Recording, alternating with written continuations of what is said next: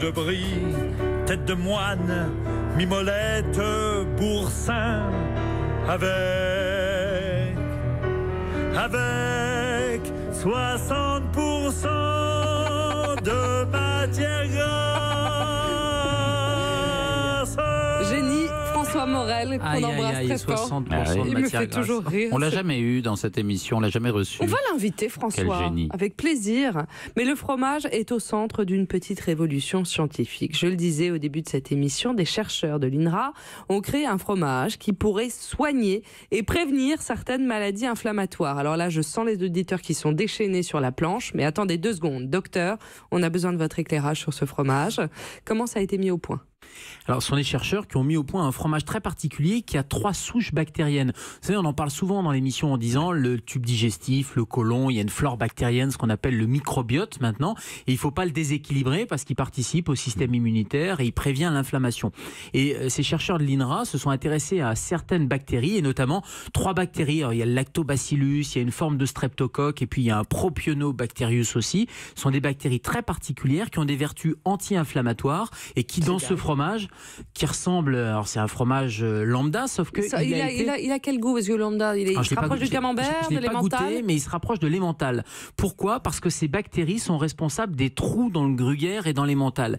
Et elles font des trous dans le fromage, mais elles protègent au contraire des trous dans le tube digestif, puisqu'elles vont plutôt être anti-inflammatoires. Mais c'est un produit, un produit laitier, c'est quelque chose de totalement naturel. Ils ont simplement dosé un peu les levures, les moisissures et les bactéries à l'intérieur. Alors pour l'instant, on ne le trouve pas dans le commerce, mais c'est une piste de recherche qui est intéressante et ils sont en train de le tester, notamment chez des patients qui ont une maladie de Crohn ou toutes ces maladies inflammatoires de l'intestin. Quelles seraient ces vertus thérapeutiques en effet de ce fromage? Il serait intéressant avec des vertus anti-inflammatoires, donc on pense à toutes ces maladies de Crohn, rectocolite hémorragique, tout ce qu'on appelle les MICI, vous savez, les MICI, les maladies inflammatoires chroniques de l'intestin. Mais il peut être intéressant aussi pour rééquilibrer la flore bactérienne dans tout ce qui est troubles fonctionnels intestinaux. Vous savez, quand on a un peu mal au ventre, il n'y a pas vraiment de maladie, on n'a pas de maladie inflammatoire, on n'a pas de polypes, les examens médicaux ont été négatifs, mais on a toujours ces ballonnements, ces douleurs abdominales. Et très souvent, c'est lié à une flore intestinale qui est un petit peu détraquée. Et on conseille quoi? Souvent des probiotiques. Oui. C'est ça finalement le fromage. Le fromage avec ces bactéries, ce sont des probiotiques qui vont venir alimenter, des pro ou des prébiotiques qui vont venir alimenter les bonnes bactéries à l'intérieur du tube digestif. Vous voyez, mettre sur une ordonnance, je vous recommande un petit fromage par semaine. Vous savez que l'alimentation, c'est quand même une médecine qui est ancestrale. Hippocrate disait que l'alimentation, c'était un des premiers médicaments. C'est vrai que l'alimentation, ce qu'on met comme carburant, et en particulier dans le tube digestif, depuis des millénaires, c'est quelque chose qui n'est pas sur prescription, mais qui est dans les conseils. Quand on parle, avant même la prescription de médicaments, on parle de quoi? On parle de mesures hygiéno-diététiques. Donc ça veut bien dire que l'alimentation, ça en fait partie. Donc de là à mettre sur prescription, alors ce fromage, ça ne sera pas un médicament, il ne sera pas vendu en pharmacie. Ou c'est une manipulation en quelque sorte? Non, c'est pas une manipulation, c'est un fromage qui a été un peu plus affiné. Vous savez, l'histoire des bactéries, en fonction de l'affinage du fromage, vous avez plus ou moins de bactéries, de levures et de moisissures. C'est ça qui détermine sa composition. Donc c'est pas une manipulation au sens manipulation pharmacologique ou génétique ou je ne sais quoi. C'est simplement qu'il est choisi et il est affiné de telle manière à ce qu'il y ait telle population bactérienne qui se développe. Ce fromage, on ne l'a pas encore pour nous, mais 92% des Français consomment du fromage au moins une fois par semaine, ce qui paraît complètement fou. Alors je vais vous faire un petit vrai-faux. Surtout, non? Une fois par semaine, c'est pas beaucoup. En tout cas, 92% des Français consomment du fromage, quoi. Voilà. Alors le fromage. Vous énervez pas, enfin. Un petit vrai ou faux sur les légendes autour du fromage. Ok, le fromage ne fait pas grossir, vrai ou faux? Ça dépend du nombre de calories. C'est-à-dire que là, on entendait la chanson 60% de matière grasse. Le problème du fromage, c'est qu'il y a plein de choses, des vitamines, des bactéries, on l'a dit, du phosphore, du calcium.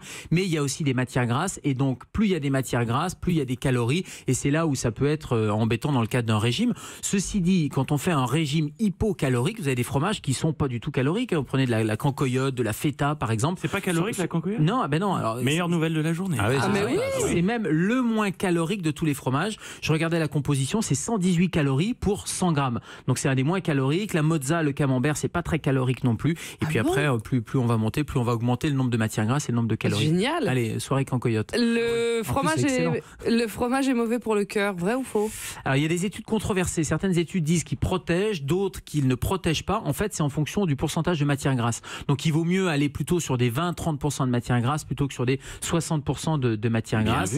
Et c'est pareil pour la tension artérielle, mais là il aurait plutôt des vertus avec le calcium, des produits produit laitier qui a tendance à diminuer la tension artérielle. Donc là, c'est pas mal. Et pour les reins? Mais quoi, les reins? Non, pour les reins, parce qu'il y a beaucoup de calcium. Oui, il y a beaucoup de calcium, il y a beaucoup de phosphore, donc il faut faire attention quand on est insuffisant rénal ou quand on fait des coliques néphrétiques avec du calcium. Vous savez, c'est des calculs, hein, et ce sont des calculs calciques. Alors c'est sûr que si vous mangez beaucoup de produits laitiers, beaucoup de fromage et que vous avez tendance à faire des coliques néphrétiques, là ça peut être soirées qu'on coyote tous les soirs. Bah, ça, n'en parlons pas.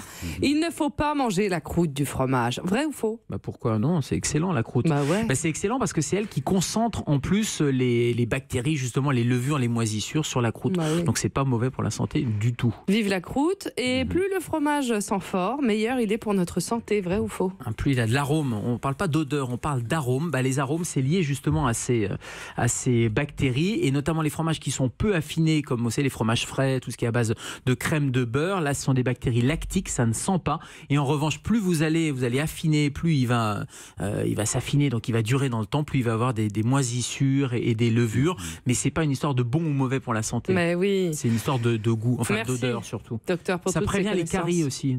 C'est pas mal. Ah oui, aussi. Vous pouvez pas vous laver les dents, vous pouvez manger un peu de fromage. Mais non, lavez-vous les dents 2 fois par jour. Les dents et les mains. Les dents. Vraiment, vous m'embûchez un coin, docteur. Ah, elle est bonne. Allez, à demain. Europe 1.